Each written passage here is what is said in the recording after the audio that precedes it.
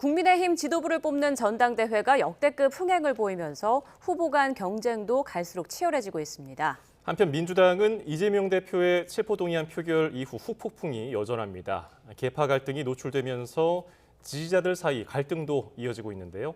정치권 소식은 두 분과 함께 분석합니다. 서성교 건국대 특임교수, 배종호 세한대 교수와 함께합니다. 어서 오십시오. 안녕하세요. 네, 안녕하세요. 네, 반갑습니다.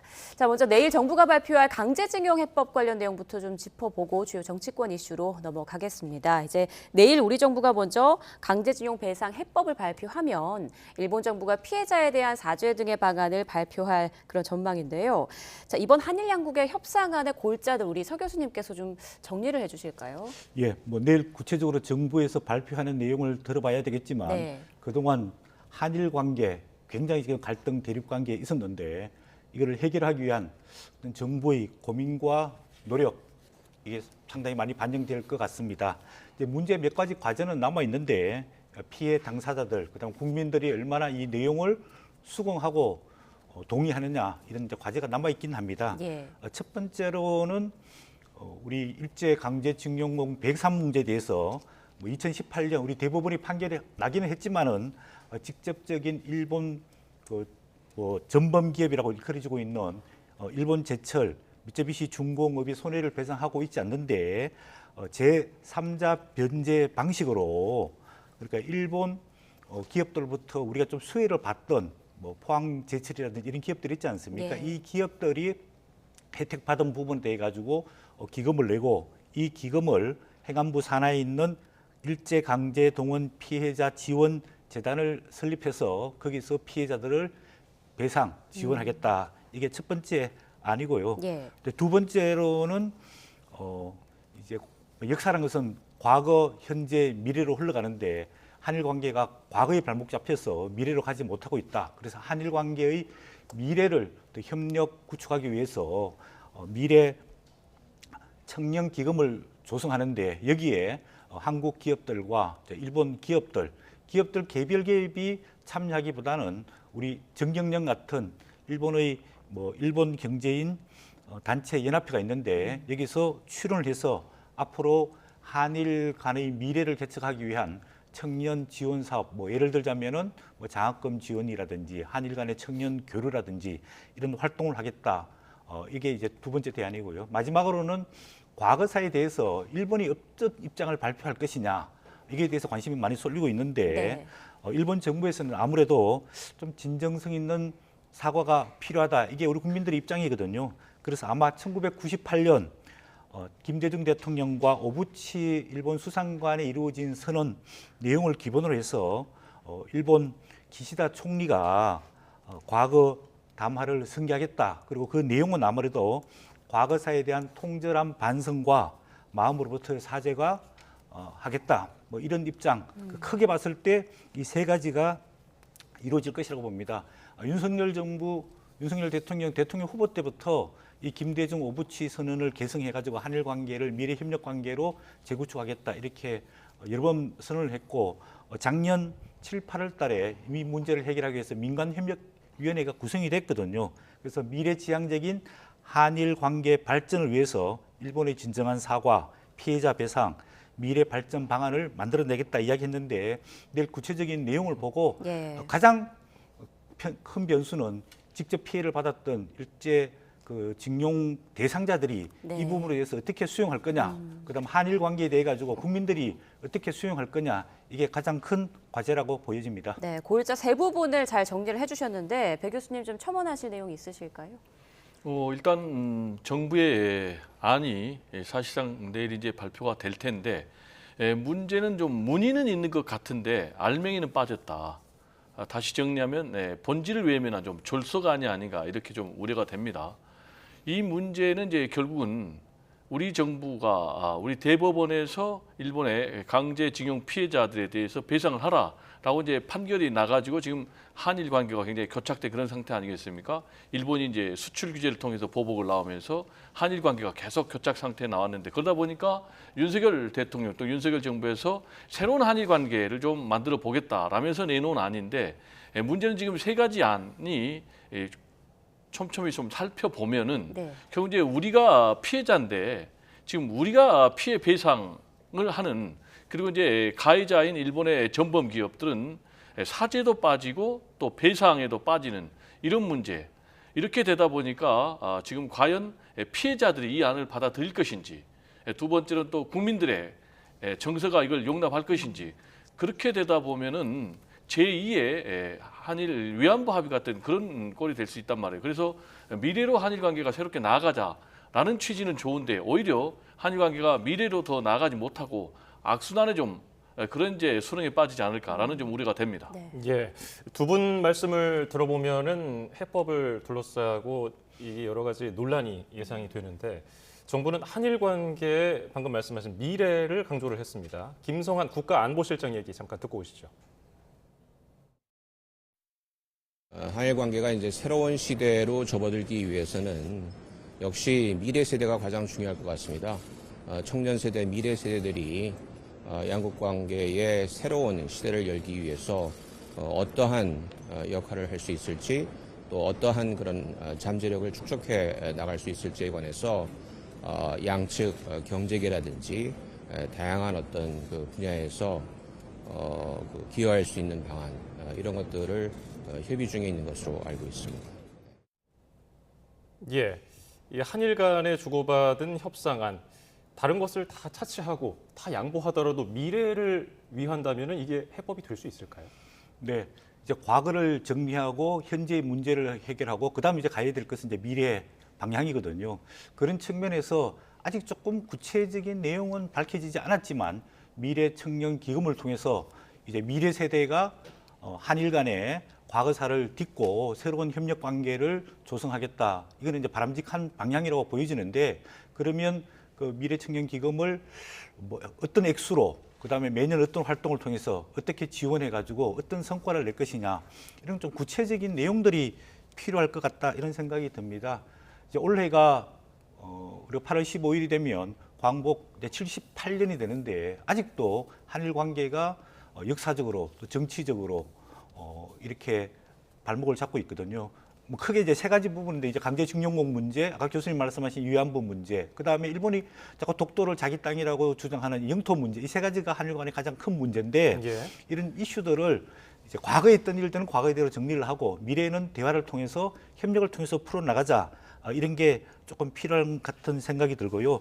이런 미래 세대는 미래를 위해서 필요하지만은 또 다른 측면에 봤을 때 지금 대한민국이 처하고 있는 국제 정치 외교상의 문제도 앞으로 미래에 어떻게 한일 관계를 조성해가지고 북한의 핵 문제라든지 또 미국과 일본과 한국 간의 정치적인 협력 관계를 어떻게 구축을 해가지고 북한의 핵 문제와 요즘 이야기되고 있는 신냉전 시대, 즉 북한과 중국과 러시아 북방 관계와 그 다음에 대한민국과 미국과 일본과의 어떻게 협력 관계를 잘 구축해가지고 한반도의 지속적인 안정과 평화를 유지하면서 경제 발전을 지속할 것이냐 이런 과제 속에서도 한일 관계가 굉장히 중요하거든요.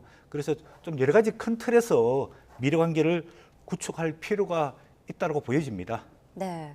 자, 그런데 내일 정부가 발표할 그 배상 해법 협상안 가운데 가장 좀 논란이 될 것 같은 게 제3자 변제 방식 아니겠습니까? 아까 뭐 설명을 해주셨습니다만, 그러니까 쉽게 얘기해서 먼저 우리나라 재단에서 재원 마련해서 피해자들에게 어떤 배상금에 준하는 돈을 준 다음, 그 다음 일본 기업들의 자발적인 참여를 끌어내겠다 이런 내용인 거잖아요. 근데 여기에 대해서 실리를 위한 양보다 아니면 명분을 잃어버린 굴욕 외교다 이렇게 좀 의견이 팽팽하게 갈리고 있는데요. 또 교수님 생각을 다 들어보고 싶어요. 먼저 배 교수님. 저는 뭐 명분도 잃고 실리도 잃은 그런 안이다 이렇게 생각을 합니다. 한일 관계가 굉장히 어렵잖아요. 네. 그래서 이제 명분과 그리고 또 실리가 잘 균형을 갖추는 것이 가장 이상적인데 지금 이제 정부의 안을 보면은 명분이 전혀 없는 것이죠. 명분이 전혀 없다는 것은 아까도 말씀드렸지만은 피해자가 어떻게 피해자를 배상을 하는 그런 결정을 할 수가 있겠습니까? 근데 지금 이제 우리 정부의 안은 아까 말씀드린 대로 피해자 지원 단체 그 기금을 만들어서 그 돈을 그러면 누가 만드느냐?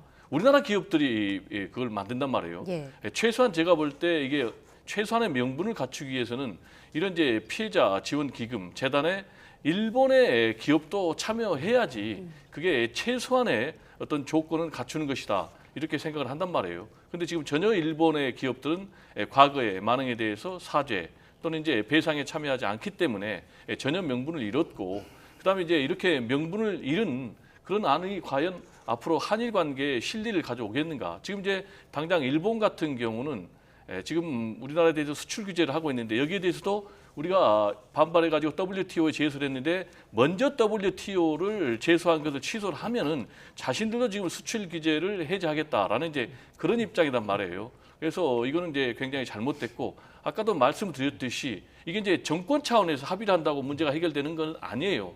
우리가 지난번에 이제 박근혜 정부 때 한일 위안부 합의에서 잘 목도했지 않습니까? 박근혜 정부하고 일본 정부가 합의를 했음에도 불구하고 피해자들이 반발하고 또 국민들이 반발하니까 결국 이제 문재인 정부 들어와서 백주가 됐지 않습니까? 그러면 이것도 마찬가지로 지금 피해자들이 반발하고 있고 또 국민들이 사실상 동의를 하지 못하는 그런 상황. 그럼에도 불구하고 윤석열 정부와 일본의 기시다 정부가 합의를 했다고 그래서 이게 과연 계속해서 추진이 되겠는가? 만약에 이게 다시 정권이 바뀌어가지고 다시 이제 백지화 되면은 한일 관계가 더 깊은 수렁으로 빠질 수밖에 없거든요. 따라서 미래로 한일 관계가 가기 위해서는 과거를 정확하게 직시를 해야 된다. 따라서 새로운 미래로 나아가자라는 그런 명분은 좋지만 그렇다고 과거를 무조건 덮어둔다. 그래가지고 한일 관계가 미래로는 결코 갈 수가 없다라는 얘기를 좀 드리고 싶고요. 실제로 지금 일본에서는 계속 과거의 일제 36년간의 지배는 합법적이었다라고 주장을 하는가 하면은 또 독도는 자기네 땅이다라고 주장을 하고 있고, 실제로 이제 일본의 또 교과서들은 이런 역사 왜곡을 계속해서 정당화하는 그런 움직임들을 보이고 있는 상황에서 무조건 과거를 덮고 미래로 나가자라는 그런 윤석열 정부의 이 안이 과연 현실적으로 이게 도움이 될지 상당히 좀 우려가 됩니다. 네, 오늘 교도통신의 그 보도에 따르면 징용 판결의 피고 기업이죠. 미쓰비시 중공업에서 이와 관련해서 코멘트 안 하겠다. 제3자 변제 방식과 관련해서 이런 반응을 내놨는데, 이런 반응이 나오는 가운데 한국 주도의 제3자 변제 방식, 이 부분에 대해서 어떻게 보세요, 서 교수님께서는? 이거는 이제 크게 양면으로 볼 수 있습니다. 우리가 이제 1965년 한일 협정을 맺고 청구권 협정을 또 맺었거든요. 네. 그리고 국제 외교 협정적인 측면에서 볼 것하고 하나는 이제 피해자와 국민 정서, 이거를 좀 분리해서 볼 필요가 있다고 보여집니다. 1965년에 한일 기본조약과 청구권 협정 내용에 보면은 이제 5억 청구 금액을 하면서 우리 정부가 그 이후에 모든 문제를 해결하도록 이 협정에 명시가 돼 있고요. 청구권 협정 2조에 보면은 완전하고 최종적으로 청구권이 해결됐다라고 명시되어 있거든요. 그런 측면에 봤을 때 일본 기업이나 일본 정부에서는 그때 다 정리를 했는데 왜 이렇게 다시 개별적인 보상 청구권을 요구하느냐, 이 문제에 대해서 조금 우리가 이해할 필요가 있고요.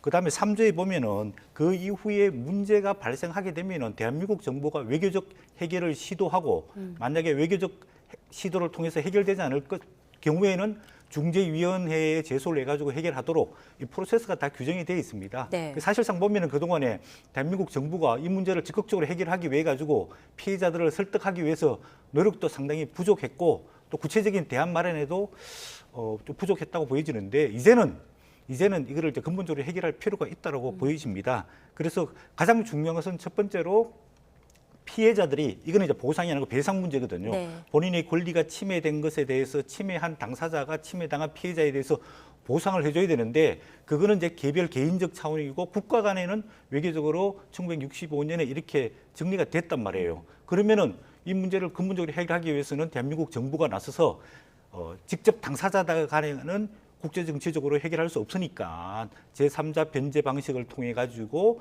일본 기업이 직접적으로 피해자를 보상하는 건 아니지만은 일본 기업들의 대표 단체가 미래기금에다가 기금을 내고 우리 정부가 일본 기업으로부터 혜택을 받았던 포항제철 이런 것도 사실 일본 제철로부터 초기에 굉장히 많이 지원을 받고 자금 지원도 많이 받았거든요. 그런 측면에 봤을 때 그동안 받았던 혜택을 피해자들에게 배상하는 방식도 나름대로 또 현실적인 방식이 아닐까, 저는 그런 생각이 들고, 이번에도 보면은 이제 박진 외교부 장관이 이제 화면에 나오지만은 강제징용 피해자들을 만나가지고 의견도 전달받고 또 정부의 의견도 전달하면서 상당히 소통을 많이 했는데, 그동안에 보면은 너무 이 한일 관계를 정치적으로 이용하다 보니까 진작 피해 당사자들은 굉장히 소외되고 의견 반영이 잘 안 됐었단 말이에요. 그래서 이번에는 지난 아까 교수님 말씀하신 대로 2015년 위안부 문제 해결 당시에도 정부가 피해자들의 의견을 충분히 수렴하지 않고 일방적으로 정부가 발표하다 보니까 피해자들과 국민의 동의를 받지 못하는 그런 상황이 있었거든요. 그래서 아까 제가 처음에 말씀드린 대로 좀 이거를 정부가 발표하고 그다음에 피해자들과 국민들 좀 설득하는 예. 후속적인 과제가 필요하다고 네. 보여집니다. 예. 근데 피해자들이 받아들이느냐가 어쨌든 관건이 될 텐데 내일 해법이 그 정도의 충분한 요건을 갖출 수 있을 거라고 예상을 하시는지요? 저는 뭐 안 된다고 보고요. 일단 피해자 중심주의가 원칙이고요. 그래서 이제 우리 대법원이 피해자들의 어떤 개별 배상 청구를 인정해야 된다라는 이제 판결을 내렸지 않습니까?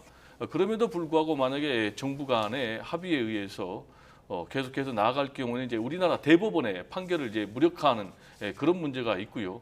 그리고 이제 이번에 대상에 해당되는 사람들이 0.0006%밖에 안 되고 아직도 이제 수천 명의 당사자들이 있기 때문에 예. 이 사람들이 계속해서 반발해서 또 이제 대법원에 계속해서 이제 심판 이제 법정 소송을 할 경우에는 계속해서 국가 간에 또 다른 또 분쟁이 시작이 될 수 있다라는 얘기를 좀 드리고 싶습니다. 네, 이제 내일 발표될 정부의 해법에 대해서 좀 구체적으로 들어봐야 될 것 같고요. 그리고 또 피해자들과 또 국민 여론도 함께 잘 살펴봐야겠습니다. 자, 이번에는 집권 여당인 국민의힘 전당대회 소식으로 좀 넘어가 보겠습니다. 자, 오늘 마감된 모바일 투표율이 굉장히 높았습니다. 지난 2021년 최종 투표율을 넘어섰는데요. 2021년 때가 45.36%, 이게 최종 투표율이었는데 오늘 마감된 게 47.51%. 네, 지금 화면으로 나가고 있네요. 이렇게 최고치의 투표율이 나온 요인은 뭐라고 보시는지 서 교수님. 예, 뭐 몇 가지 이유가 있는데요. 예. 첫 번째 이제 국민의힘이 여당이 되고 난 다음에 즉 작년 3월 9일 날 대선에서 승리하고 난 다음에 이루어진 첫 번째 전당대회란 말이에요. 그렇기 때문에 국민과 당원의 관심이 상당히 많고 그동안에 당원들이 약 한 50만 명이 증가했단 말이에요. 그만큼 국민의힘 여당에 대한 기대와 관심이 많다. 그게 첫 번째 원인 같고 두 번째로는 이번 당 대표가 내년에 이제 총선을 치르게 되는 그런 이제 대표적인 역할을 하게 되는데 아무래도 정치 내년 총선 출마에 대한 관심이 많은 정치 특히 여당 정치권의 관심이 상당히 많이 반영된 것 아니냐.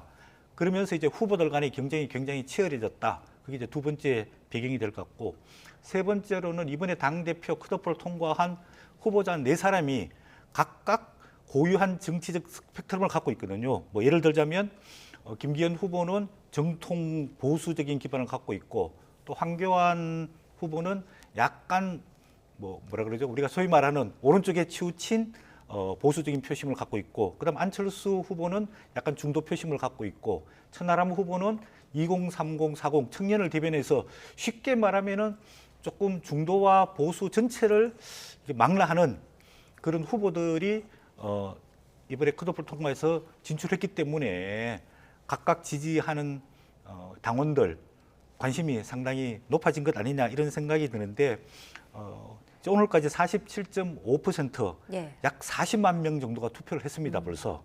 그러면 최종 투표율이 과연 얼마나 될 거냐? 제가 재작년 투표율이 45.36%인데요. 최종이죠. 최종 예. 모바일이 36.16, 그럼 ARS가 9.2% 됐습니다. 그리고 ARS 투표 참여자가 약 20% 되거든요. 그래서 20%가 내일하고 모레하고 투표할 경우에 20%를 더하면은 한 58, 59%, 와.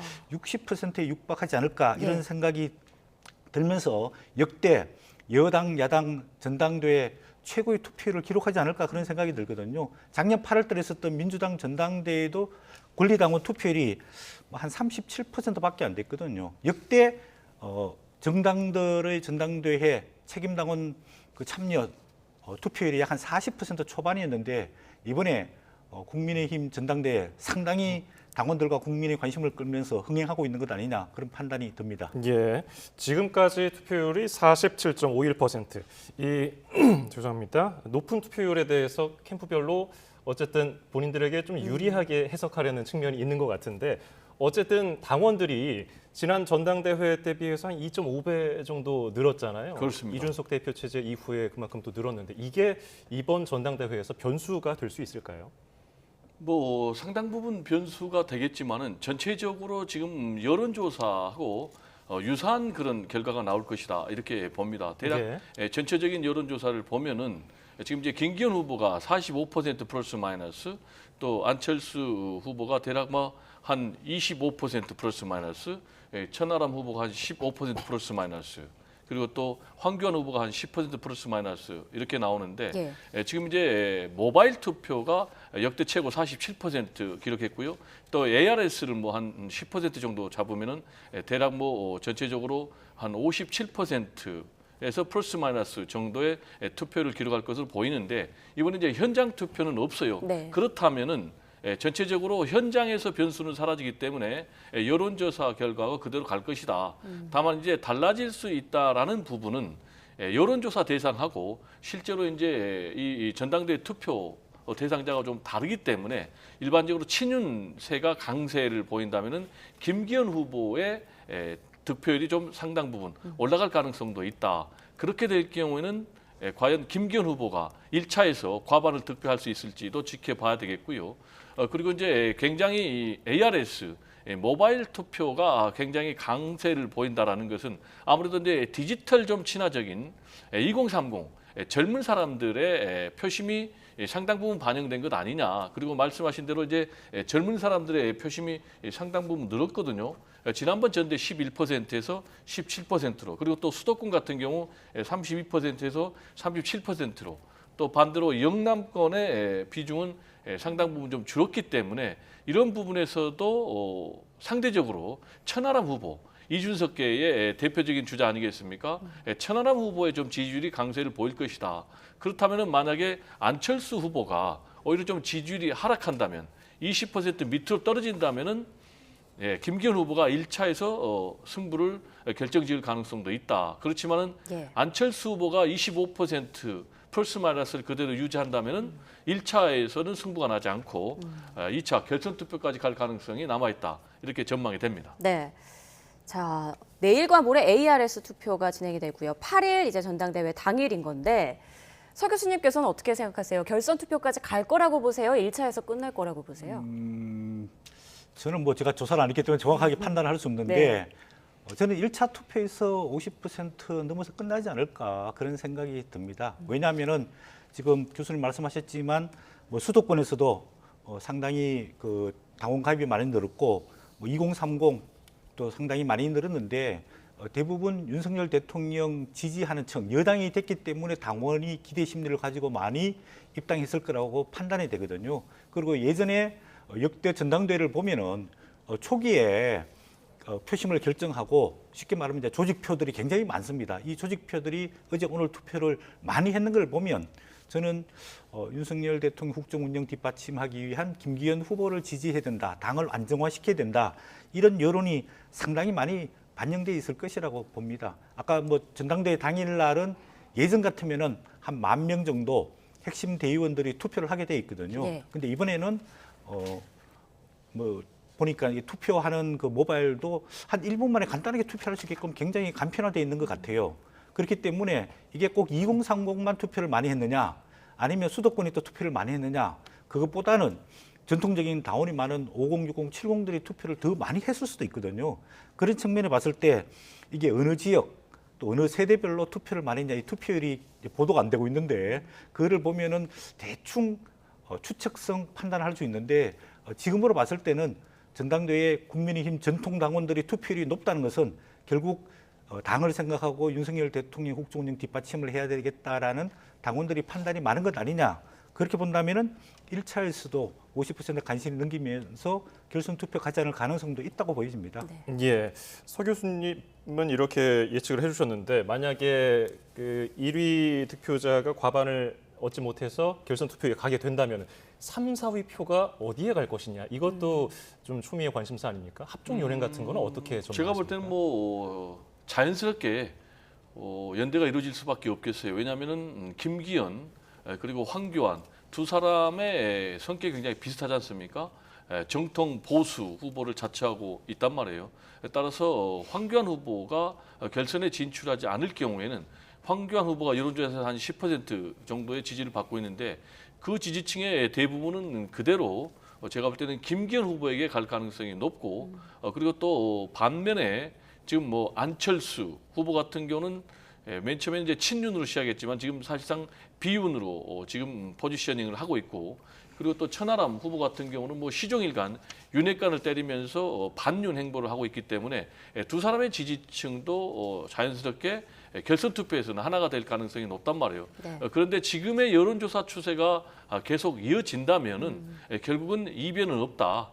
김기현 후보가 될 것이다. 왜냐하면은 김기현 후보가 1차에서 승부를 결정짓지 못한다 해도 제가 볼 때는 대략 과반 50%에 육박하는 40%대 후반에 득표를 기록할 가능성이 높거든요. 그렇다면 황교안 후보가 한 10% 정도를 그대로 갖고 있는데 그대로 이동이 된다면은 어차피 대세는 김기현 후보로 결정이 나지 않을까 이렇게 전망이 됩니다. 네, 두 분의 의견이 조금 겹치는 것 같네요. 약간 일맥상통하는 부분이 있는 것 같은데 전당대회 바로 다음 날이 이제 대선 1주년이 되는 날입니다. 윤석열 대통령이 당선된 지 1년이 되는 날인데 윤 대통령 지지율이 요즘 30%대에서 오르락내리락 하고 있죠.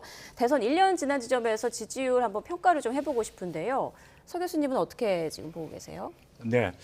뭐 올해 들어서도 1월달, 2월달 계속해서 윤석열 대통령의 국정운영 지지도, 긍정 지지도가 30% 후반 박스권에서 갇혀 있습니다. 예. 1년 전 윤석열 대통령이 3월 9일 대선 때는 48.6%를 받았거든요. 그리고 작년 6월 지방선거 전후에는 거의 60%에 가까운 지지도를 받기도 했는데 그 이후에 계속해서 떨어져서 30% 중후반대에 머무르고 있습니다. 지역별로 뭐 대구 경북 지역에서도 한 45%, 뭐 부산 울산 경남도 44%, 예전 같으면 여기서 한 70% 이상의 지지도가 나와야 되는 거거든요. 그런 측면을 봤을 때 지지도가 상당히 조금 높진 않다 그런 생각이 듭니다. 긍정 지지하는 이유는 노조에 강경 대응한다, 또 공정과 원칙을 지킨다, 부정 부패 비리를 척결한다 이런 부분이 긍정 원인이 되고 있고 부정은 경제, 민생, 물가가 어렵다.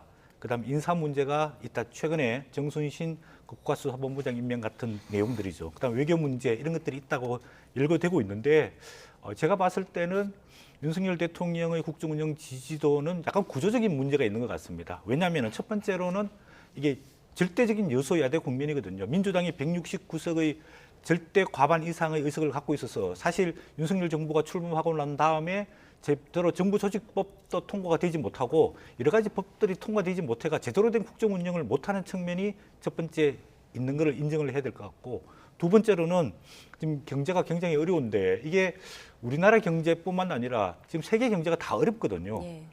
세계 경제 침체 국면이기 때문에 윤석열 대통령이 최선을 다해서 물가를 잡기도 하고 또 기업들이 해외 진출하기 위해서 본인이 영업 사원 1호를 자처하면서 최선의 노력을 다하고 있는데 이런 좀 두 개의 구조적인 문제가 있는데 이런 문제를 조금 적극적으로 해결하기 위해 가지고 조금 이제 올해는 노력할 필요가 있지 않느냐. 왜냐하면은 원래 2023년이 선거가 없는 해고 내년 총선에서 윤석열 정부가 중간 평가를 받으려면은 뭔가 성과가 있어야 되거든요. 예. 경제적인 성과도 있어야 되고 외교 안보적인 성과도 있어야 되고 국민 통합적인 성과도 있어야 되는데 이 성과를 내기 위해서 어떻게 국정 운영을 해야 될 것이냐 이런 부분에 여야 간의 협치라든지 그다음에 문제 있는 정부 인사들의 어떤 뭐 개편이라든지 이런 것들에 대해서 국민적 조금 뜻에 맞춰서 국민들이 원하고 필요하는 것들을 적극적으로 조금